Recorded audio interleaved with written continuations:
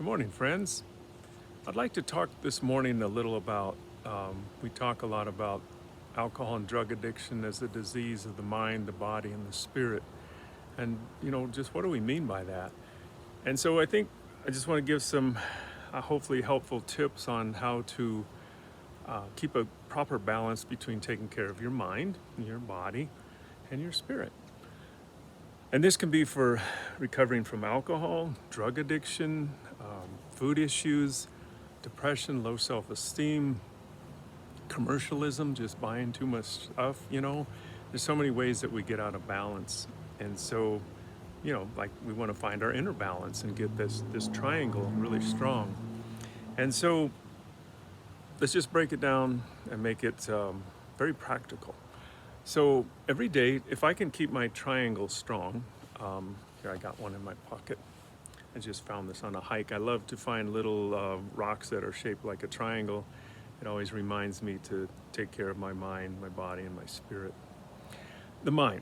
How do you take care of your mind? Well, sometimes we think we're victims of circumstance and we're just floating along, but taking care of your mind is like taking responsibility for what you read, watch, and listen to. What you read, what books are you reading? What are you listening to? What kind of music? And then what are you watching? TVs, videos, YouTubes.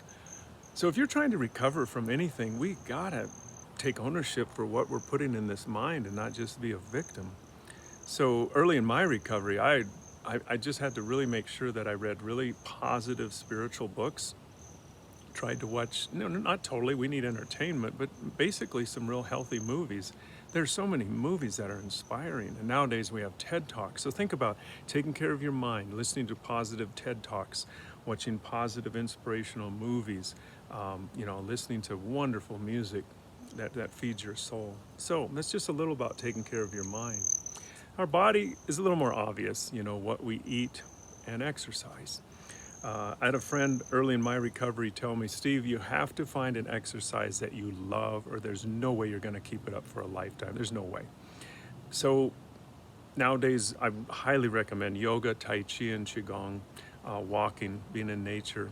Some of to me, the exercises that are not just for the muscles, but they take care of mind, body, and spirit.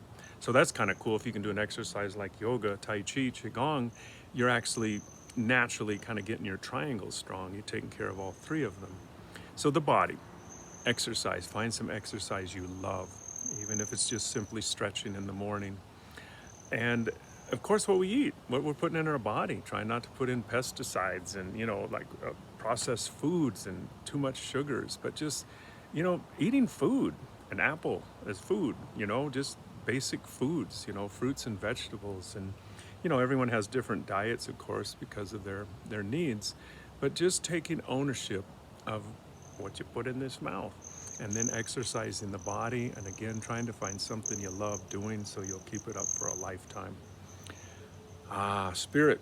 Sometimes we forget this. I kind of think of this oftentimes as the base, the mind, the body, and the spirit. But that spirit that's our foundation. To me, it's most definitely the most important is connecting to something higher than ourselves, our God, our higher power, the great spirit, the creator, the great mystery, tapping into nature and love. So taking care of spirit, to me, the way I do it is I keep it fairly simple but consistent. When I get up in the morning, I start with a prayer or a meditation, a mindful reading.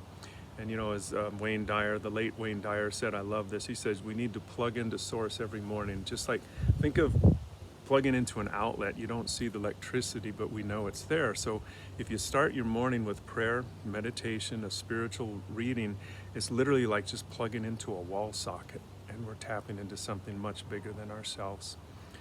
Also, taking care of spirit to me is spending time in nature, spending time with elders if we can. People that have been down the path just a little longer than us. They're not better, but if you can find people that have been down a path of sobriety or on a spiritual path or a path of wisdom, listen to them, spend some time with them. And of course now you might have to do it on the phone or Zoom or a letter, So spending time with elders in nature, spiritual readings, praying and meditating. I kind of like the idea of prayer is basically to me is talking to our creator, our higher power. And meditation is listening. We do have two ears and one mouth, and it's so easy to get caught up in talking and asking for things. But to me, it's so imperative. It's neat to remember that prayer can be talking to the creator or God, and meditation is listening, being quiet, trying to settle out of this busy mind and just get down into the heart. So anyway, that's just some of my wisdom of how I've stayed sober and happy for a few years now. And it is this simple thing I try to do of taking care of the mind, the body, and the spirit. The triangle is very strong, as we know. So maybe just think about that every day. Am I taking care of my mind, my body, and spirit? And which ones do I need to maybe shore up today? So anyway, it's good to be with you all. May you have a most blessed day, my friends. Peace.